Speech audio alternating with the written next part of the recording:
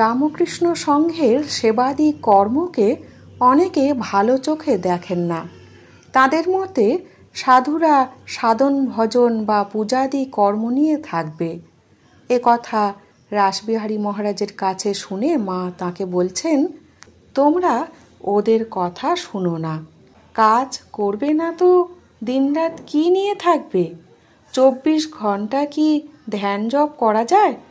ঠাকুরের কথা বলছে তাঁর আলাদা, আর তার মাছের ঝোল, ঘিয়ের বাটি, মথুর জোগাতো।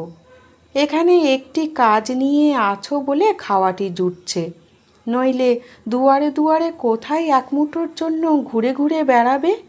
শরীরে অসুখ হয়ে পড়বে। আর কেই বা এখন সাধুদের এত ভিক্ষা দিচ্ছে? তোমরা ওসব কথা কিছু শোনো না। ঠাকুর যেমন চালাচ্ছেন তেমনি চলবে, মঠ এমনিভাবেই চলবে। এতে যারা পারবে না তারা চলে যাবে।